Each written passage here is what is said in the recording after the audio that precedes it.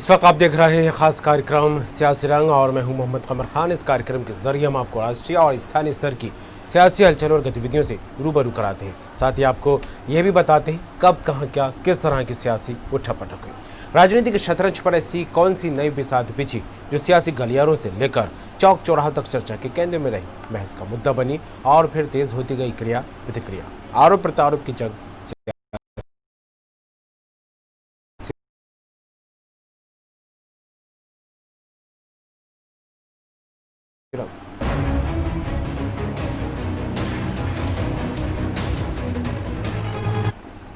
BJP महासचिव कैलाश विजयवर्गीय ने कांग्रेस और कमलनाथ पर निशाना साधा। कांग्रेस के विधायकों की सौदेबाजी वाले बयान पर विजयवर्गीय ने कहा, कमलनाथ ने ऐसा बोलकर अपने कार्यकर्ताओं का अपमान किया है।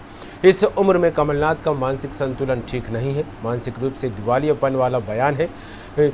उनके नेता ने महिला के खिलाफ बयानबाजी पर असहमति जताई, लेकिन उन्होंने माफ़ी नहीं मांगी। ये उनका अहंकार है। वहीं उन्होंने कहा कि राहुल गांधी अगर कांग्रेस पार्टी का नेतृत्व करते रहेंगे तो कांग्रेस पार्टी इतिहास के पन्नों में लिखने वाली पार्टी बन जाएगी।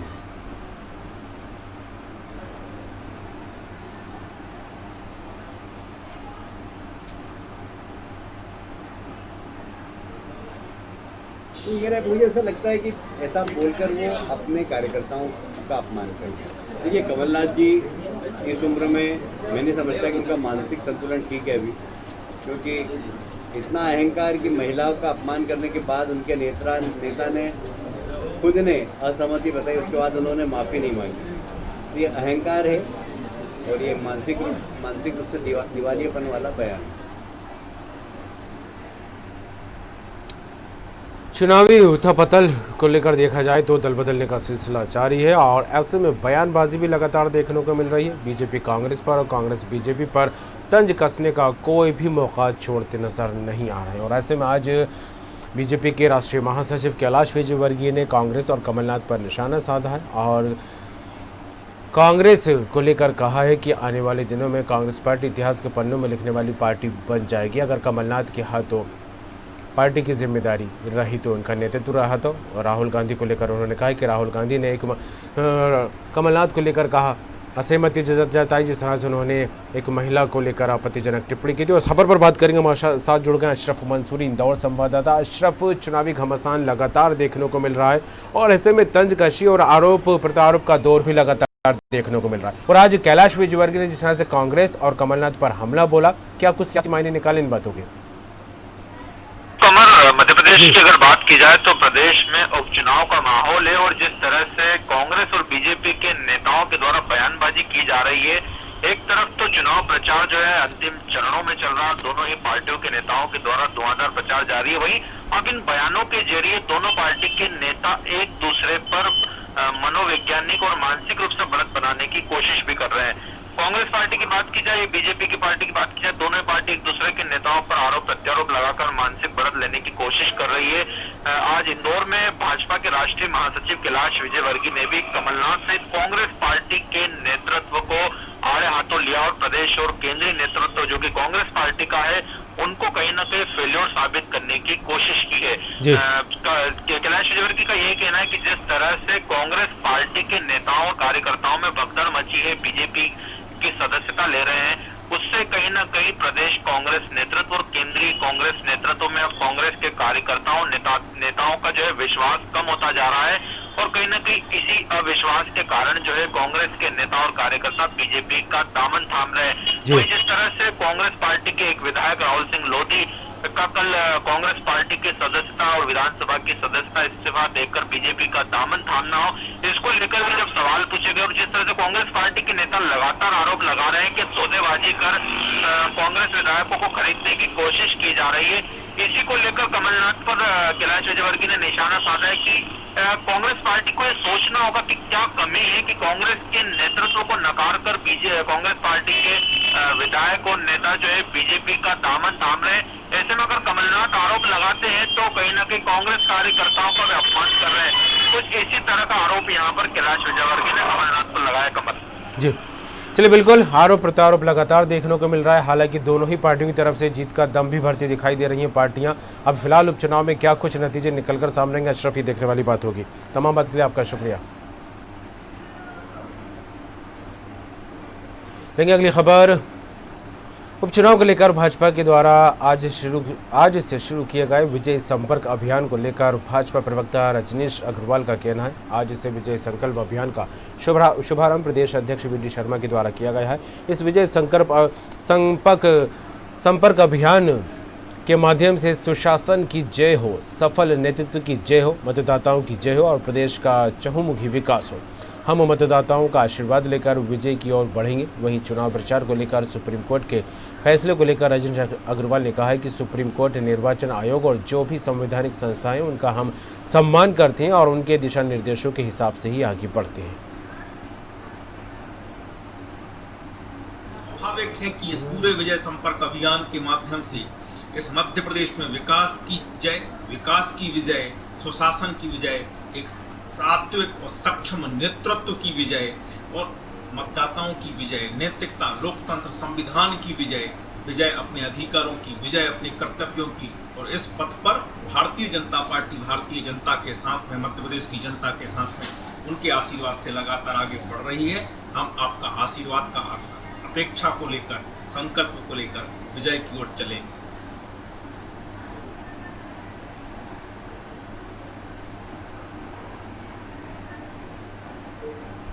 रायसेन जिले में विजयदशमी पर्व से भाजपा ने विजय संपर्क अभियान का शुभारंभ किया। भाजपा के प्रदेश अध्यक्ष विष्णुदत्त शर्मा ने रायसेन के गंज बाजार से इस विजय जनसंपर्क अभियान की शुरुआत की है। इस दौरान रायसेन पहुंचे प्रदेश अध्यक्ष ने बाजार में लोगों से मुलाकात की। वहीं भाजपा प्रत्याशी प्रभुराम चौधरी के पक्ष में मतदान करने की अपील की। विष्णुदत्त शर्मा ने बताया, 26 तारीख से 1 तारीख तक विजय अभियान चलाया जाएगा। हमारे कार्यकर्ता बूथ स्तर से इस अभियान को करेंगे। साथ ही मुख्यमंत्री, केंद्रीय मंत्री भी इस अभियान का हिस्सा रहेंगे। हमारा मूल मंत्र है, बूथ जीता तो चुनाव जीता। इस मंत्र पर हम काम कर रहे हैं। हमारी महिला कार्यकर्ता हो या नौजवान, सब इस मिशन में आज से लग गए हैं।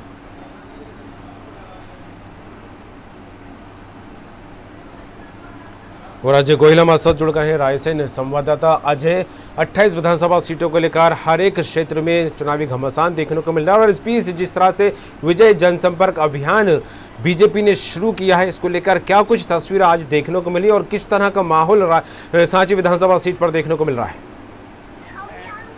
बिल्कुल कमर, मैं आपको यहाँ पर बताना चाहूँगा कि सांची विधानसभा मध्य प्रदेश की 28 विधानसभा जो उपचुनाव हैं, जिनमें उनमें एक अपना अलग महत्व रखती है, क्योंकि यहाँ ये सांची जो है भी विश्व प्रसिद्ध स्थल है और इसलिए इसका महत्व ज्यादा हो जाता है। वहीं आपको मैं एक बात और बताना चाहूंगा कि आज भाजपा के प्रदेश अध्यक्ष जो विष्णुदत्त शर्मा हैं, उन्होंने आज रायसेन से विजय जनसंपर्क अभियान की शुरुआत की है। यहाँ पर उन्होंने कन्याओं के पैर धुलाकर और उनकी पूजा अर्चना करके इस अभियान की शुरुआत की।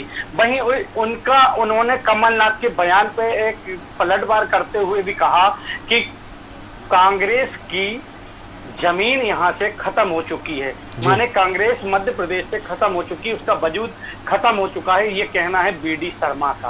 अब चूंकि ये सांची विधानसभा में भाजपा प्रत्याशी जो प्रभुराम चौधरी हैं, वो चूंकि कांग्रेस से आए हैं और जो कांग्रेस प्रत्याशी हैं मदन लाल अहिरवार, वो दोनों एक ही समाज के हैं, तो जातिगत समीकरण भी इसमें मायने रखाते हैं।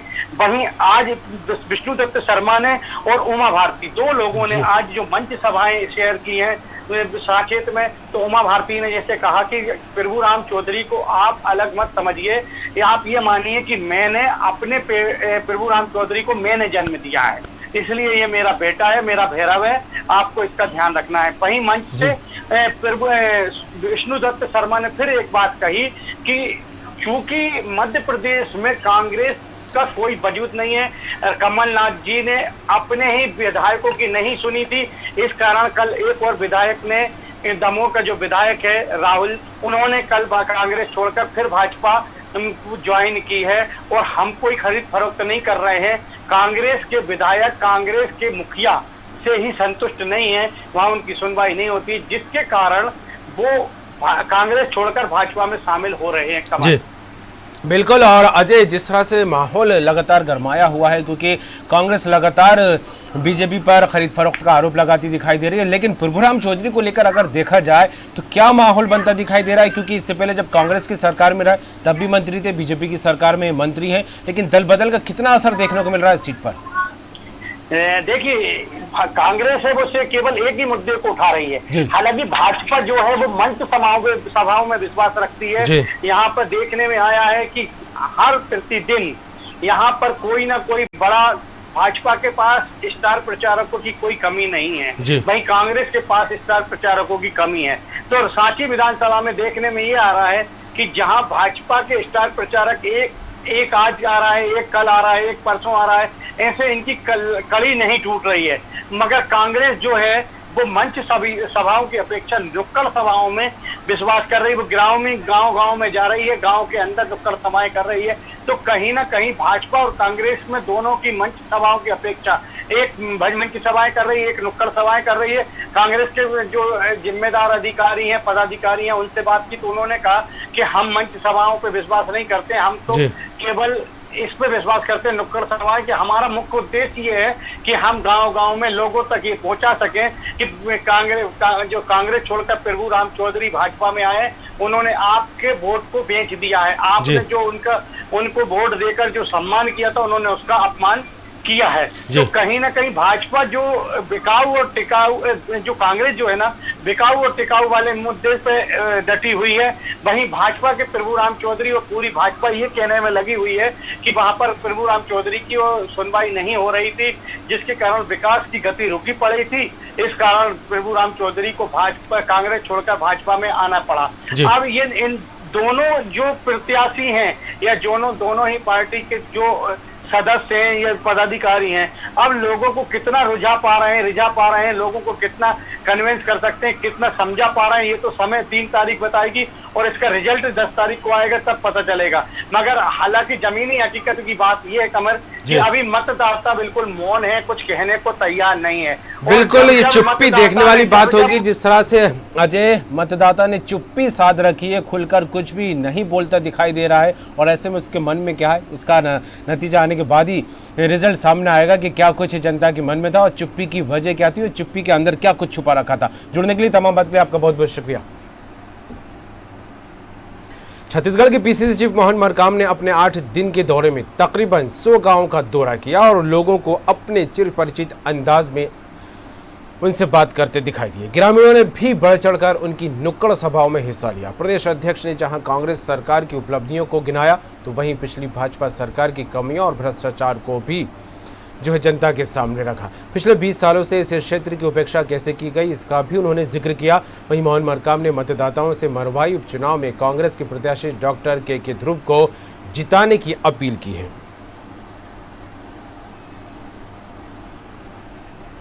जब सरकार भारतीय जनता पार्टी की थी, जब मरवाही उपचुनाव हो रहा था, कोटा उपचुनाव हो रहा था, तो पूरी सरकार लगी थी। अभी तो मात्र 4 मंत्रियों का हमने ड्यूटी लगाया है ना, और हम चुनाव को चुनाव की तरह लड़ना चाहते हैं। हमारे से कोई चूक ना हो, ये हमारी तैयारी है।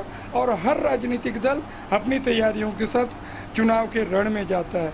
तो हमने संगठन के माध्यम से मंत्रियों को, विधायकों को ड्यूटी लगाए, तो इसमें किसी को ये नहीं होना चाहिए। हम अपनी तैयारियों के साथ लड़ रहे हैं और हम अपनी तैयारियों के साथ चुनाव में गए और हमें लगता है कि मरवाई की महान जनता कांग्रेस पार्टी के प्रत्याशी को भारी मतों से जिताएगी। और अभिषेक गुप्ता हमारे साथ जुड़ गए हैं पेंड्रा संवाददाता। अभिषेक, सरगर्मी लगातार तेज है उपचुनाव को लेकर और दोनों ही पार्टियों में जनसंपर्क का जो दौर है लगातार बढ़ता और चढ़ता दिखाई दे रहा है। और ऐसे में पीसीसी चीफ मोहन मरकाम लगातार जनसंपर्क करते दिखाई दे रहा है। पिछले 9 दिनों का रिकॉर्ड देखा जाए, तकरीबन 100 गाँव का दौरा कर चुके हैं। कितना असर देखने को मिल रहा है इसका? बताना चाहूँगा कि पीसीसी चीफ मोहन मरकाम पिछले 8 दिनों से लगातार ही जनसंपर्क कर रहे हैं। लगभग 100 गांव में दौरे कर चुके हैं, जहां वह नुक्कड़ सभाओं में हिस्सा ले रहे हैं। साथ ही जो स्थानीय वोटर हैं उन्हें के ध्रुव के लिए वोट करने की अपील कर रहे हैं। साथ कह रहे हैं कि अगर आप के ध्रुव को जिताते हैं तो आपकी जो भी मुद्दे हैं, आपका विकास की बातें हैं, वो सीधा आप सीएम तक पहुँचा पाएंगे। स्थानीय जनप्रतिनिधि अगर चाहते हैं आप के ध्रुव को, तो उससे सीधा आप सत्ता तक पहुंच पाएंगे, मतलब मुख्यमंत्री तक। चलिए, तमाम बात के लिए अभिषेक आपका शुक्रिया।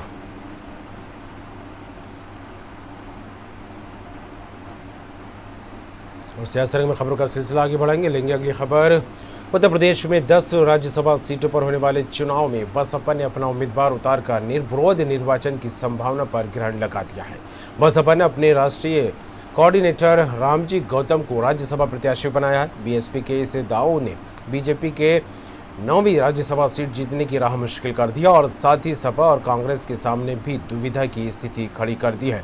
आपको बता दें, उत्तर प्रदेश के विधायकों की संख्या के आधार पर बीजेपी के 8 और सपा की 1 राज्यसभा सीट पर जीत तय है। बसपा और कांग्रेस अपने विधायकों की संख्या के आधार पर उम्मीदवारों को राज्यसभा भेजने की स्थिति नहीं है, जिसके चलते बीजेपी 9वीं राज्यसभा सीट भी जीतने के कवायद में जुटी है।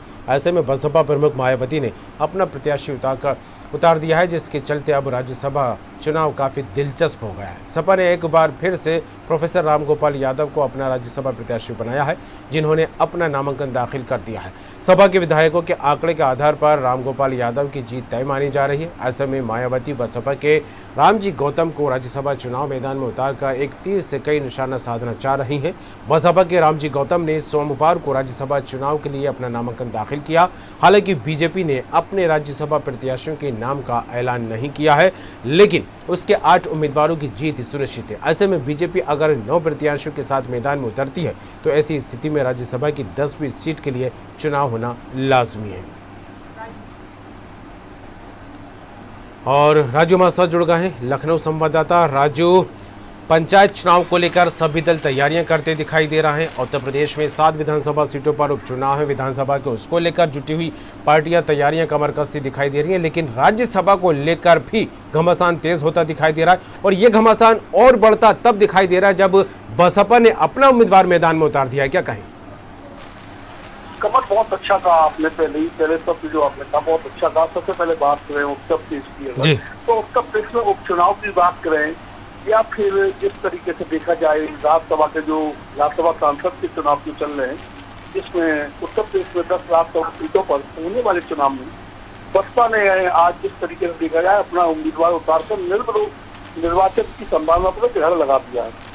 क्योंकि बसपा ने अपने राष्ट्रीय कोऑर्डिनेटर की बात करें रामजी गौतम को राज्यसभा का प्रत्याशी बनाया है और उन्होंने आज पर्चा भी दाखिल किया है। वहीं अगर इस दाव की बीजेपी की 9वीं राज्यसभा सीट जीतने की राह मुश्किल कर दी है, क्योंकि साथ ही सपा कांग्रेस के सामने दुविधा की स्थिति में खड़ी कर दी गई है। बता दूंगा आपको, जिस तरीके से कमर उत्तर प्रदेश के विधायकों की संख्या के आधार पर बीजेपी के 8 और सपा की 1 राज्यसभा सीट पर जीतते हैं।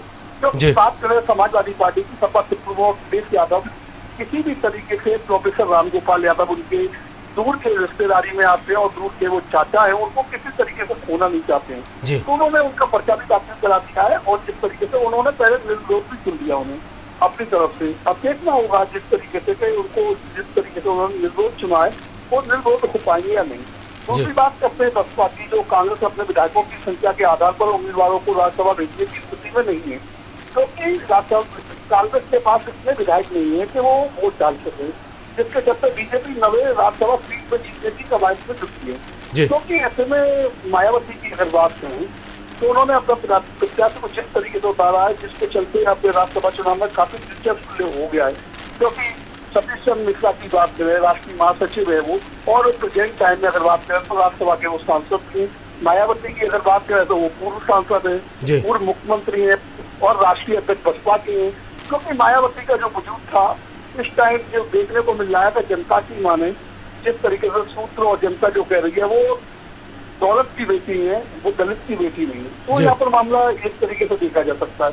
अगर सपा की अगर बात करें रामगोपाल यादव को, तो राज्यसभा का प्रत्याशी बनाया गया जिन्होंने अपना नामांकन दाखिल कर दिया। सपा के विधायकों के आंकड़े के आधार पर रामगोपाल यादव की जीत तय मानी जा रही है, है ना?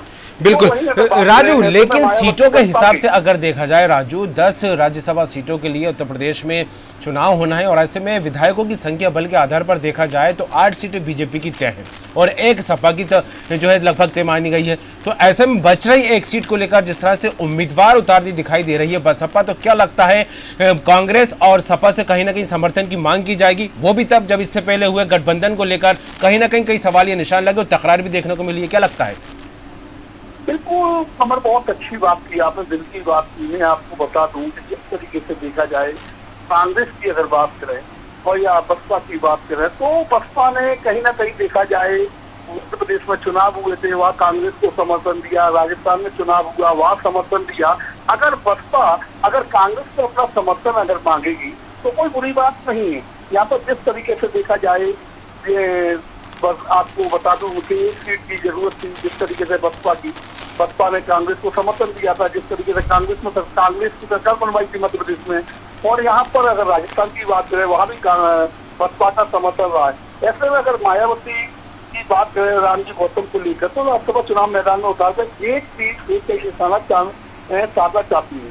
बसपा के रामजी गौतम ने जैसे बात करें आज की, तो राज्यसभा चुनाव के लिए नामांकन दाखिल किया। हालांकि बीजेपी ने अपना राज्यसभा प्रत्याशियों के नाम का ऐलान नहीं किया है, लेकिन उसके 8 उम्मीदवारों की जो जीत है वो सुरक्षित है। पत्नी को फिर उत्तर प्रदेश में देखा जाए जिस तरीके से भारतीय जनता पार्टी की सरकार है और उनके पास 300 से ऊपर अधिक सीट है, तो उनको किसी की जरूरत नहीं पड़ेगी। और ऐसे में बीजेपी अगर 9 प्रत्याशियों के साथ मैदान में उठती है तो ऐसी स्थिति में राज्यसभा की 10वीं सीट के लिए चुनाव होना लाजमी होगा।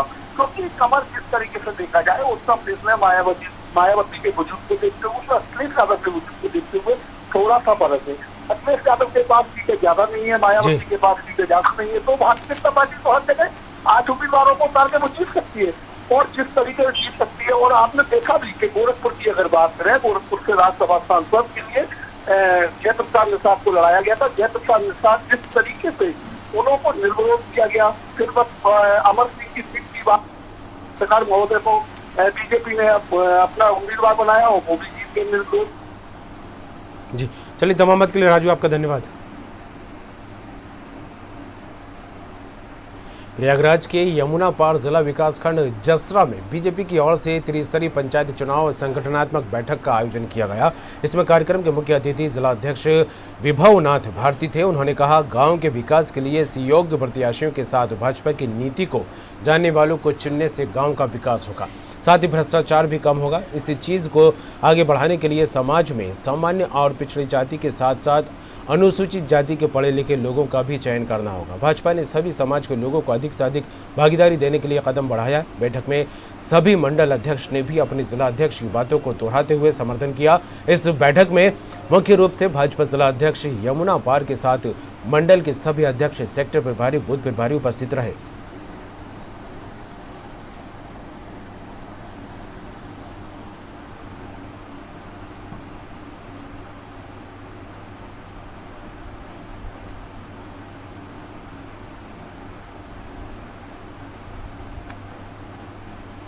और इसी के साथ इस खास कार्यक्रम से असर में फिलहाल इतना ही। दीजिए इजाजत, बाकी खबरों के लिए बने रहिए।